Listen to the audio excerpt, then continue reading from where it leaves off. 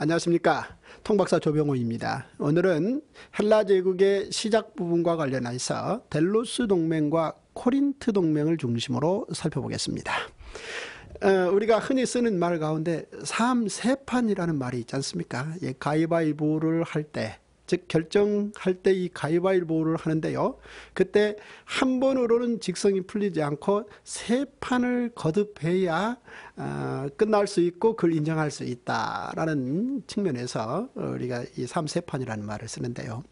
그런데 바로 이 헬라 제국의 이 시작 부분과 관련해서 이 전쟁이 두 가지 전쟁을 기반으로 헬라 제국 이야기를 해야 되는데요.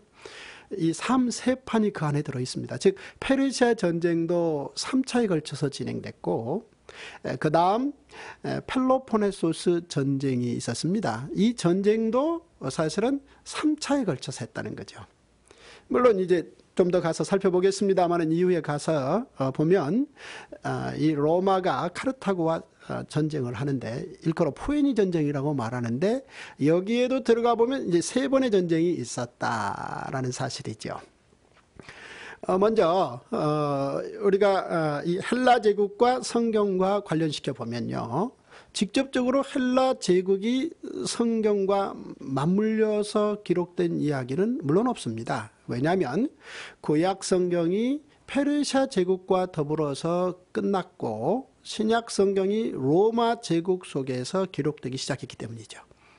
바로 이 페르시아 제국의 끝과 로마 제국의 이 시작 사이에 헬라 제국이 있었던 것입니다. 그런데 페르시아 제국과 구약 성경은 7권에 연결이 되어 있지 않습니까? 다니엘, 에스라, 느헤미야, 에스더, 학개, 스가랴, 말라기 이렇게 7권이 페르시아 제국을 배경으로 기록되었고요. 이후에 신약성경 27권 전체는 물론 로마 제국 배경하에 기록되었다라는 사실을 알고 있습니다. 그럼에도 불구하고 우리가 성경과 5대 제국이라고 말하는 가운데 헬라 제국을 끼워 넣는 이유는 이 헬라 제국이 페르시아 제국과 긴밀하게 연결되어 있는 거죠. 한마디로 이 헬라 제국이 페르시아 제국을 무너뜨리고 그 자리를 차지했고요. 이후에 로마 제국은 이 헬라 제국을 무너뜨리고 그 자리를 차지했다는 거. 이런 표면적 이유뿐만 아니라 이를테면 다니엘서의 제국 변동 예언이나 또 에스겔서의 이 두로성에 관련된 하나님의 말씀이나 이 부분은 헬라 제국과 아주 밀접한 관련이 있기 때문에 우리는 성경과 5대 제국 이런 제목 속에 헬라 제국에 대해서 약 한 3번에 걸쳐서 살펴보는 기회를 갖고자 하는 것입니다. 앞서 말씀드렸듯이 바로 이 3번에 걸친 전쟁을 포함해서 3차례에 걸친 전쟁을 포함해서 이제 페르시아 전쟁이라고 말하지 않습니까? 이 페르시아에서 이 에게해를 건너서 그리스 지역을 송두리째 통치하고자 하는 큰 틀의 기획 의도에서 시도되어진 페르시아 전쟁은 1차는 풍랑을 극복하지 못해서 실패로 끝났고 2차는 바로 아테네의 밀티아데스라는 이 장수가 페르시아의 군인들을 마라톤으로 끌어들여서 페르시아 제국을 무찌름으로 말미암아 실패했고 3차는 바로 밀티아데스에게 훈련받았던 테미스토클레스라는 장수가 바로 페르시아의 이 함대들을 살라미스로 끌어들여서 무찌름으로 말미암아 결국 그리스의 도시국가들이 페르시아를 물리침으로 말미암아 페르시아 전쟁이라 일컬어지는 이 이야기는 그리스의 승리로 끝났다는 사실이죠. 이 거대한 제국을 상대로 해서 결국 3번에 걸친 전쟁에서 승리한 그리스의 도시국가들은 두 가지 마음이 공존했다고 봐야 되겠습니다. 전체 이 도시국가들의 마음속에 페르시아 제국을 이겼다라는 이 승리감과 안도감, 또 하나의 마음은 혹시 저들이 언제 다시 올지 모른다라는 불안감이 공존했다고 봐야 될 것입니다. 바로 이 불안감의 문제를 극복하기 위해서 오히려 그리스의 도시국가들은 힘을 합하기로 뜻을 모읍니다. 그래서 동맹을 체결하는데요. 아테네 아래쪽에 델로스라는 섬이 있는데 그 섬에서 그리스의 도시국가들이 다 대표자들이 모여서 델로스 동맹을 맺습니다. 물론 그 동맹의 리더십을 발휘한 나라는 아테네라는 도시국가입니다. 내용인즉슨 각 도시국가들이 힘을 합해서 거기에서 모아들인 힘을 가지고 군비를 확장해서 미국에 혹시 발생할지도 모르는 페르시아 제국의 또 다른 도발을 막아내자라는 그런 내용이었습니다. 이 동맹이 잘 체결이 되었고 내용이 진행되는 도중에 문제가 발생했습니다. 그 문제의 내용인즉슨 아테네라는 도시국가가 각 도시국가들로부터 모아들인 그 동맹 자금의 일부를 아테네 도시국가 발전에 집중적으로 그것이 쓰여지고 있다라는 사실이 스파르타를 중심으로 한 다른 주변 도시들에게 바로 문제로 지적되어진 것이죠. 이 부분에 대해서 아테네의 변명은 이렇습니다. 아테네를 강화시키는 것도 이 델로스 동맹의 뜻과 크게 어긋나지 않은 거로 각 도시국가들의 지적들을 시정하지 않고 계속 진행해 가겠다. 바로 이런 뜻을 밝히게 되고 결국 스파르타를 중심으로 한 도시국가들이 이 부분에 대해서 불만을 품게 되었고 이것은 아테네를 중심으로 스파르타를 중심으로 그리스의 도시국가들이 양분화되면서 대립 구조가 발생하고 이제 전쟁이 터지게 된 것이죠. 이후 약 한 27년에 걸쳐서 3번 동안 3차에 걸쳐서 전쟁을 치르는데요. 이 전쟁을 투키디데스라는 이 그리스의 역사학자가 펠로포네소스 전쟁이다라는 기록으로 남기게 된 것입니다. 앞서 페르시아 제국과 그리스 도시국가들의 전쟁에 대해서는 그리스의 역사학자인 헤로도토스가 페르시아 전쟁이라는 제목으로 기록을 해서 남겼고요. 이 스파르타와 아테네를 중심으로 한 일종의 큰 틀에서 보면 동족들인데요. 이 동족들의 약 한 30여 년의 내전 이야기는 투키디데스라는 역사학자가 기록을 해서 남겼는데 그 책 이름을 펠로포네소스 전쟁사 이렇게 남겼습니다. 왜냐하면 스파르타가 있는 그 지역이 펠로포네소스 반도 지역입니다. 따라서 이름이 그렇게 붙여졌다라고 우리가 이미 알고들 계실 것입니다. 바로 이 3번에 걸친 전쟁의 최후 승자는 결국은 스파르타였습니다. 그런데 문제는 이 스파르타가 승리를 해서 그리스의 전체 도시국가들을 약 한 30여 년에 걸쳐서 지배하게 되는데요. 그 이전에 그리스의 도시국가들의 특징은 100명이 모이면 100가지의 생각이 나오는 다양다종한 형태의 이 생각들을 만들어내는 곳, 그런 특성을 가진 도시국가들이었는데 결국 이 30년에 걸친 펠로포네소스 전쟁을 통해서 오히려 그리스의 도시국가들은 이전에 생각의 스펙트럼을 넓히는 쪽의 특성보다는 오히려 이 전쟁 기술을 더욱더 갈고 닦는 시기를 보냈었다라는 그런 특징적 결론을 내려놨다는 것입니다. 물론 이 전쟁 기록을 한 투키디데스는 자신의 이 전쟁 기록이 미래의 이 인류를 위해서 큰 도움이 될 것이다. 진정한 역사 기록이다라고 어느 정도 스스로 자평을 했는데요. 이 말은 그 이전에 있었던 3번에 걸친 페르시아 전쟁사를 기록한 헤로도토스의 작품에 대해서 나름대로 어떤 비판적 접근이 있었다라고 봐야 될 것입니다. 헤로도토스의 페르시아 전쟁은 이 페르시아라는 이 동양 문화와 그리스라는 일종의 이 서양 문화의 이 만남 속에서 전쟁이 진행되어졌는 거로 헤로도토스는 그 전쟁 기록 속에 이 문화와 종교 부분에 대해서 상당한 많은 부분을 기록 속에 넣었습니다. 그러나 이 투키디데스는 이 펠로폰네소스 전쟁을 기록하면서 이미 그들은 동일 문화권의 일종의 기반을 둔 민족 분단 전쟁인지라 그 전쟁 기록으로 들어가 보면 그 내용인즉슨 이 전쟁이라는 게 어떤 것인지 굉장히 이성적으로 다루는, 그래서 그런 면에서 전쟁 이야기를 최초로 이성적으로 본격적으로 역사물로 기록한 책이다, 이렇게 평가를 지금까지 받고 있습니다. 이 말을 다시 역설로 바꿔놓으면 그만큼 그리스의 도시국가들은 사실 이전의 특성보다는 이제 이 전쟁이라는 측면에 좀 더 강화된 성격을 띤 도시국가들로 바뀌었다는 것입니다. 바로 이런 그리스의 이 도시국가들이 30여 년 동안 스파르타가 지배를 했고 지배를 종료했는데, 그 평가는 이렇습니다. 스파르타가 30년 동안 그리스 도시국가를 지배하고 남긴 말은 스파르타식이라는 말만 남겼다라는 이야기이지요.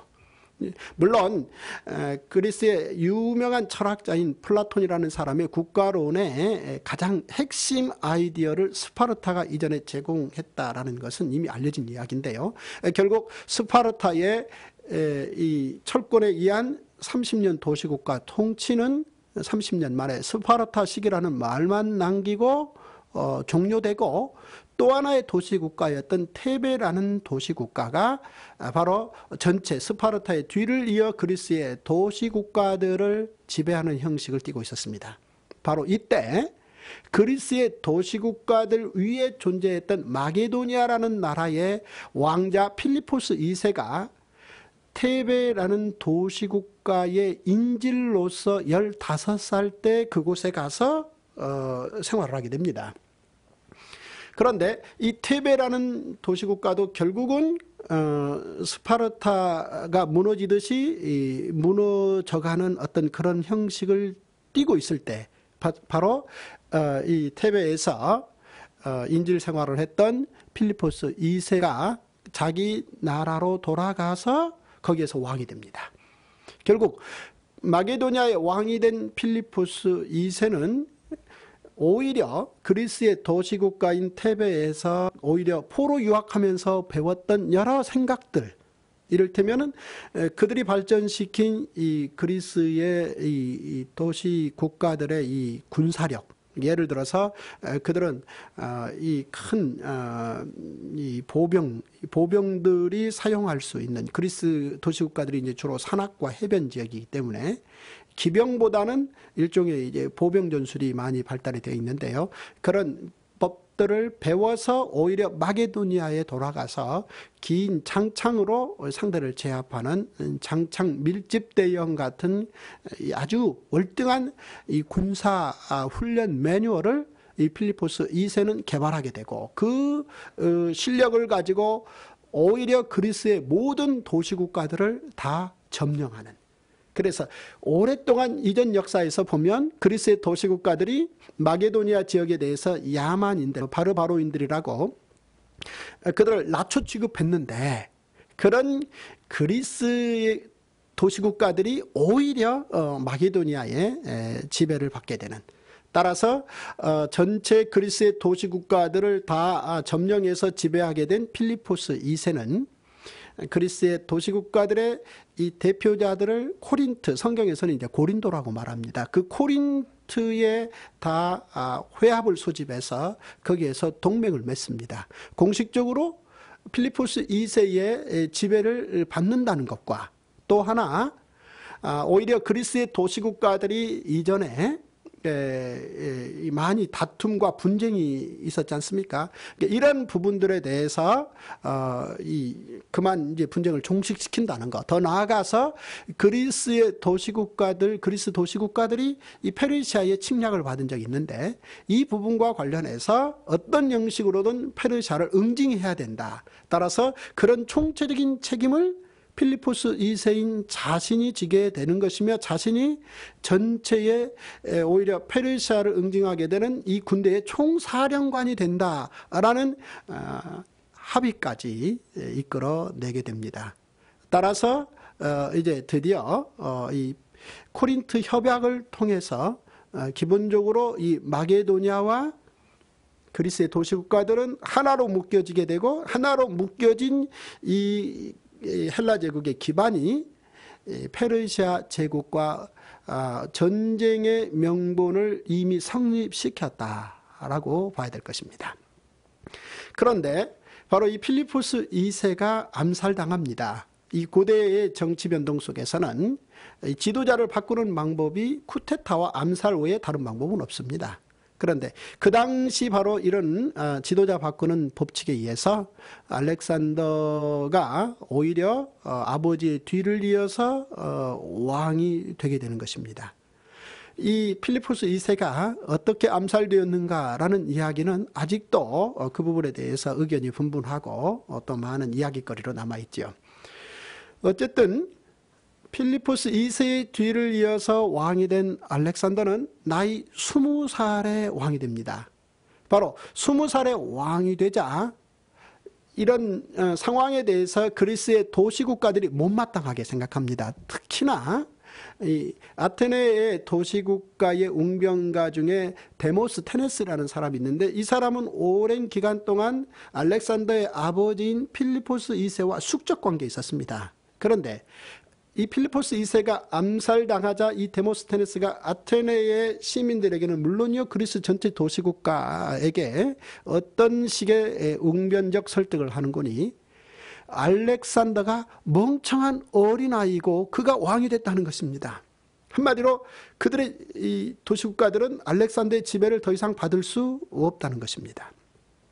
그동안 그리스의 도시국가들은 필리포스 2세를 천재로 인정하고 사자와 같은 존재로 여겼습니다. 그렇게 무서웠다는 것이죠. 그런데 그의 아들이 20살 겨우 알렉산더가 왕이 됐으니 그걸 순수하게 받아들이기가 쉽지 않았던 것이죠. 따라서 나이 20살에 왕이 된 알렉산더는 바로 그리스 도시국가들의 이 반란을 먼저 지배하는 일을 먼저 치르게 됩니다. 그런데 놀랍게도 상당히 솜씨를 발휘해서 20살의 알렉산더가 그리스의 도시국가들의 반란을 처리를 합니다. 그리고 그들의 이 협조, 그들의 충성을 받아내는 것이죠. 그렇게 반란을 정복한 알렉산더는 이제 군대를 이끌고 더 북쪽에 있는 야만인들을 점령하기 위해서 군대를 이끌고 출정합니다. 출정해서 상당한 성과를 거둡니다. 그런데 그리스 도시국가들에게 소문이 나기는 알렉산더가 죽었다라는 소문이 나는 것이죠. 그러자 이번 기회에 또 그리스의 도시국가들이 이를테면 테베가 아테네와 손잡고 또 반란을 도모함으로 마게도니아의 지배를 받지 않겠다, 이렇게 되는 것이죠. 이 소식을 듣게 된 알렉산더는 군대를 이끌고 2주 만에 먼저 테베성을 공격을 합니다. 공격을 해서 테베성을 공성전을 통해서 빼앗은 후 아주 잔인하게도 테베성의 주민 6,000명을 살해합니다. 그리고 어린이 포함해서 3만여 명을 아예 노예로 팔아버리는 것이죠. 본보기를 보여주는 것입니다. 그렇게 처리를 하니 그리스의 각 도시국가들이 이 같은 알렉산더의 메시지를 정확하게 듣고 이제 다시 반란을 일으키지 않겠다라고 이제 충성을 다짐하게 되는 것이죠. 따라서 바로 알렉산더는 이 그리스의 각 도시국가들의 지도자들을 마치 자기 아버지가 코린트에 모아서 코린트 협약을 맺었듯이 그들을 다시 코린트로 불러 모아서 그들에게 다시 한번 그들의 충성 맹세를 받게 되는 것입니다. 그러니까 내용인즉슨 자기 아버지가 그리스의 도시국가의 지도자들 모아놓고 협약을 진행시켰던 내용과 별반 다름이 없는데요. 각 그리스의 도시국가들은 알렉산더의 지배에 충성한다는 것과 나아가서 바로 이제 그리스의 도시국가들이 페르시아의 그 전쟁의 희생물이었는데 이제 반드시 오히려 힘을 모아서 그 페르시아를 응징한다. 바로 이 전체적인 총책임은 자신이 맡고 알렉산더가 총사령관이 된다라는 협약을 맺게 되는 것입니다. 따라서 이제 본격적으로 그의 아버지 필리포스 2세가 밑그림을 그려놓았던 그 그림에 대해서 알렉산더는 이제 실천할 수 있는 기반을 다지게 되었다라는 것이죠. 이렇게 이 그리스의 도시국가들의 충성을 받고 전체를 다 자기 이 통치 아래 잘 충성하게 복종하게 만든 상황에서 알렉산더는 이제 군대를 모읍니다. 이제 군대를 모으는데 그 군대가 사실 많지 않습니다. 마게도니아 군인들 약 한 4만여 명이 채 되지 않습니다. 거기에 협조하는 용병들이 좀 있긴 하죠. 물론 그리스의 도시국가들이 전폭적인 지원을 하거나 그런 건 없습니다. 그런데 그 정도의 내용을 가지고 이 알렉산더는 드디어 페르시아 점령이라는, 그러니까 그 명분인즉슨 사실 이전의 페르시아 전쟁에 대해서 안갚음을 하는 것이죠. 그러니까 페르시아가 그리스를 침략했기 때문에 이 부분에 대해서 이제 복수를 한다. 이 부분에 대해서 응징을 한다. 그런 내용이 명분인데, 또 이 전쟁의 명분은 그렇다 치더라도 페르시아 제국의 그 부요함, 그 페르시아 제국의 그 황금의 제국에 걸맞는 그 풍요로움이 탐났던 건 사실이고, 전쟁을 통해서 그 모든 것들을 가져왔으면 하는 그런 바람이 충분히 그 안에 들어 있었다라는 사실을 이제 출정 당시에 알렉산더 병사들과 알렉산더가 주고받았던 어떤 대화의 에피소드를 통해서 우리가 확인할 수 있는데요. 말씀드렸듯이 전쟁에 있어서 이 명분이라는 건 굉장히 중요한 문제이고요. 그래서 명분을 뚜렷하게 갖추고 난 후 그 다음 또 전쟁에서 갖추려면 무엇보다도 그 전쟁을 뒷받침할 수 있는 경제력이 뒷받침돼야 된다는 것이죠. 그 전쟁에 참여하는 모든 사람들은 개인적으로 살아야 되고 가족들을 부양해야 될 책임도 있는 거고, 이런 현실적인 문제와 이 전쟁과는 뗄래야 뗄 수가 없다는 것이죠.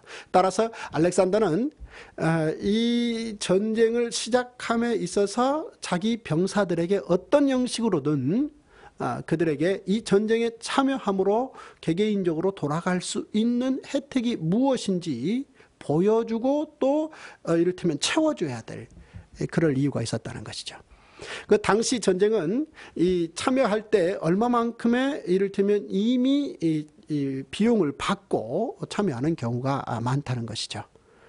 따라서 알렉산더의 군인들에게 알렉산더가 거기에 이 왕의 창고를 열어서 전쟁 참여를 결정한 군인들에게 비용을 건네주는데, 병사들이 보기에 결국 왕의 창고가 너무 비어간다는 것이죠.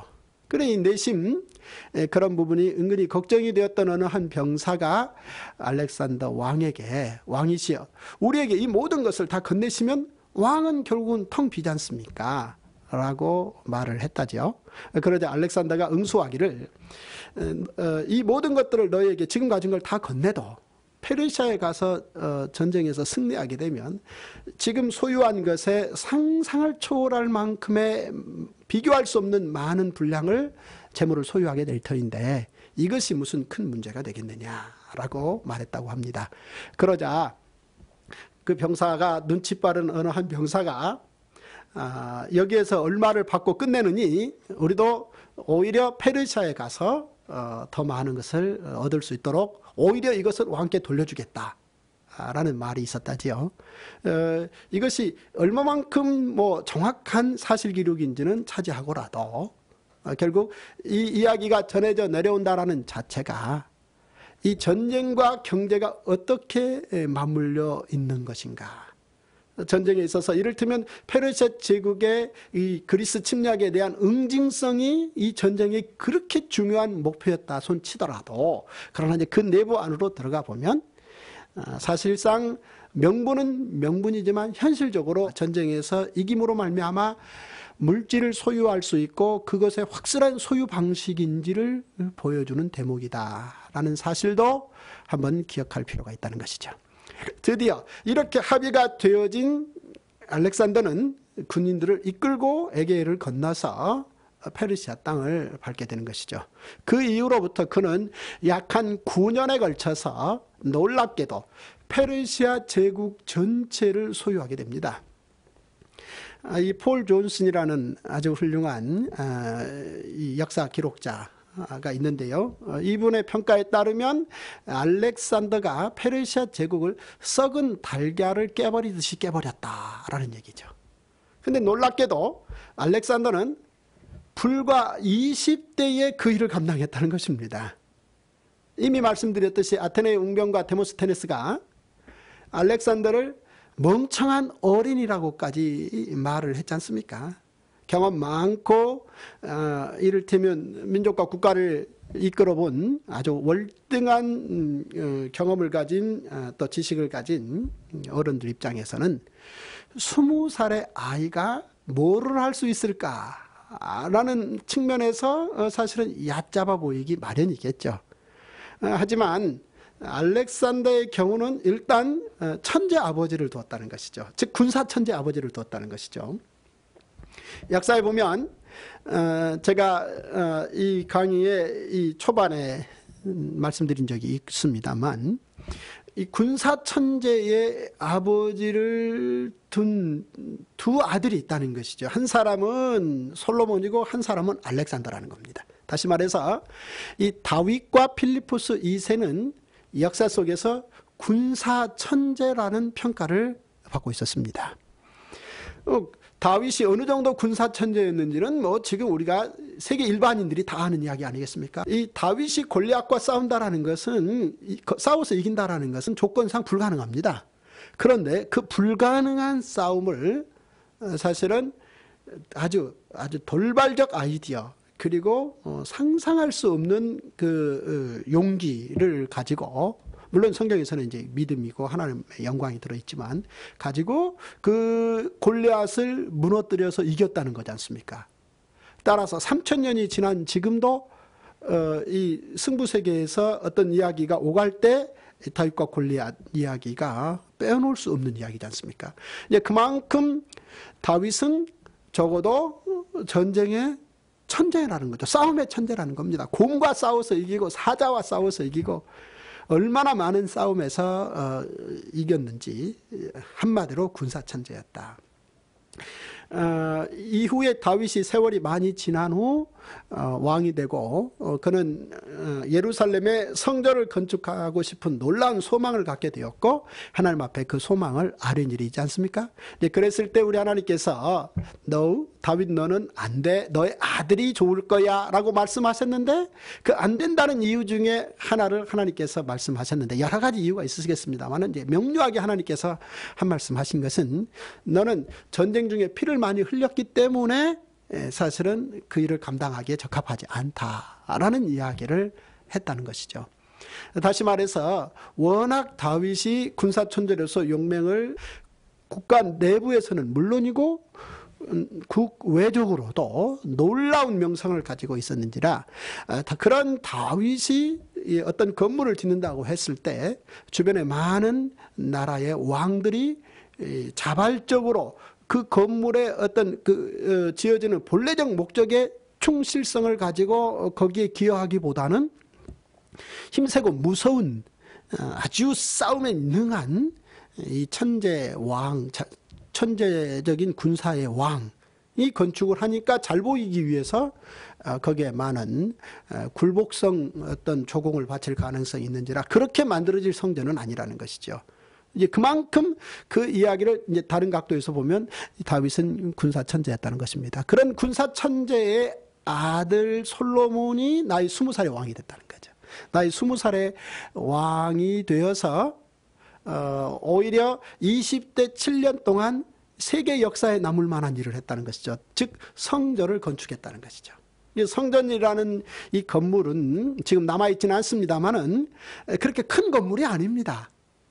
그런데 다윗이 남긴 그 놀라운 국가 경영 조건, 이를테면 130만 명에 해당되는 실제 그 노동력을 감당할 수 있는 그 20세 이상의 이 남자들, 이들은 사실은 군대화할 수도 있는 사람이지 않습니까? 이 조건을 가지고 약 한 7년에 걸쳐서 집중적으로 성전을 20대에 건축했다라는 거.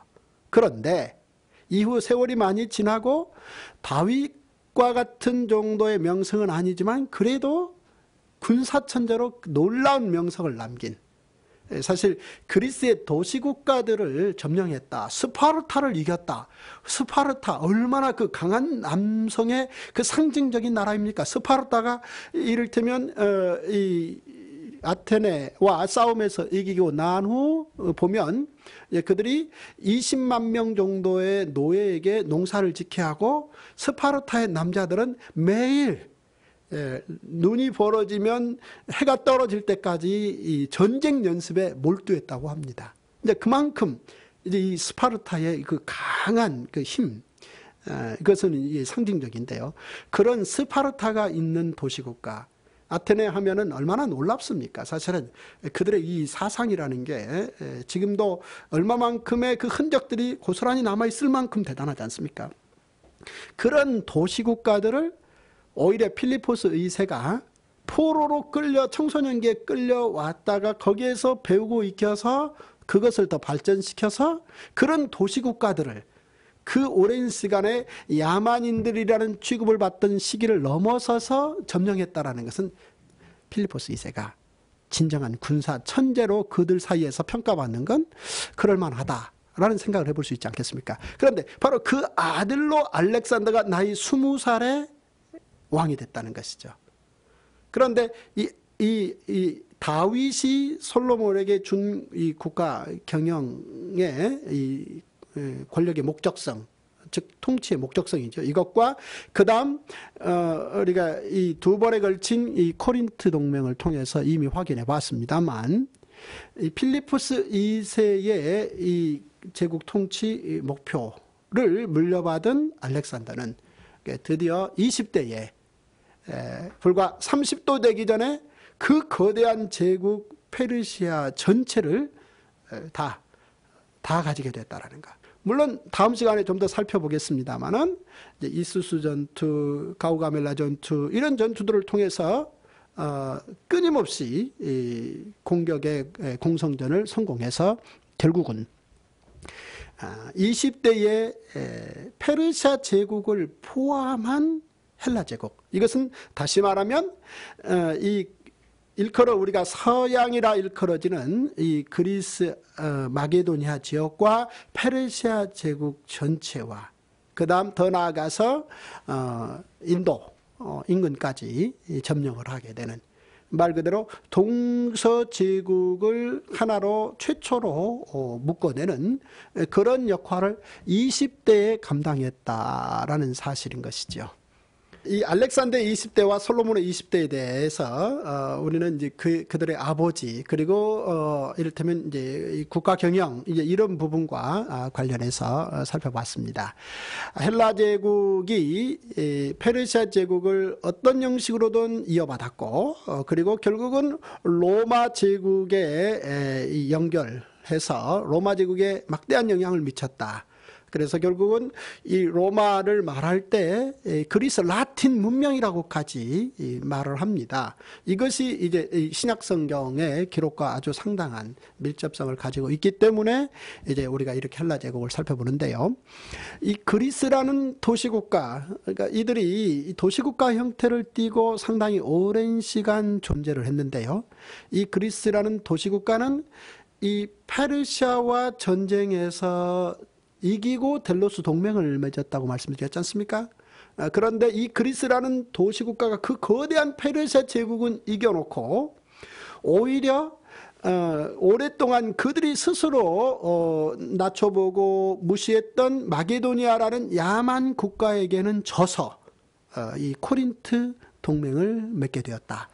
이 코린트 동맹이 기본적으로 결국은 헬라 제국을 시작하게 된 출발점이었다라는 내용을 살펴봤고요. 이제 다음 시간에는 바로 알렉산더가 어떻게 두로성을 비롯해서 몇몇 전투를 성공적으로 이끌어가는가, 그것이 결국은 어떤 역사적 의미가 있는가라는 부분에 대해서 살펴보는 시간을 갖겠습니다. 오늘 여기까지입니다.